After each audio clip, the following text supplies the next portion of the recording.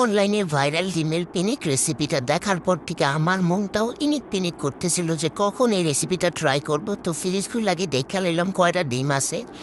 সবচেয়ে বড় ডিমটা বাচ্চা লইয়া লইতাছি তা, কারণ আমার বড় ডিম ছাড়া আবার হয় না। এই জন্য 2টা ডিম লইয়া লইলাম।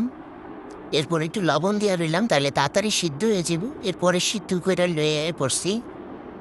এরপরে আমি সবার পরে এই রেসিপিটা ট্রাই করতেছি, কারণ আমি সবচেয়ে অলস। এরপর এখানে গোটা গোটা কইরা শশা কুচি কাইটা নিছি। এটিও আমি আমার আম্মারে দিয়া কাটা লইছি, কারণ তোমরা জানো আমি অনেক অলস। এরকম গোটা গোটা। এরপরে পেঁয়াজ কুচি এগুলিও আর মরিচ কুচি এগুলো সব একসাথে নিয়ে নিতেছি। কমেন্ট করে জানেও তোমরা আমার মতো অলস কারা কারা আসো। এরপর এটারে লবণ দিয়া ভালো কইরা ঘুটায় ঘুটায় মিক্স করে নিতেছি।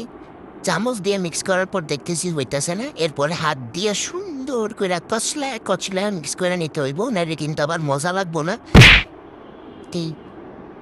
এরপরে এখানে প্রাণ তেঁতুলের চাটনিটা দিয়ে নিছি, বাট এখানে আমি একটা জিনিস ভুলে গেছিলাম দিতে।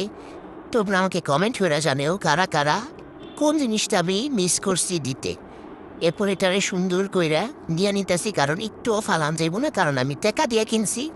এরপরে এটারে বের করে সুন্দর করে মিক্স করে নিলাম, আর ডিমটারে মাঝখান থেকে কাটটা নিতেছি, কারণ ডিমের মধ্যে দিয়ে দিতে হইব।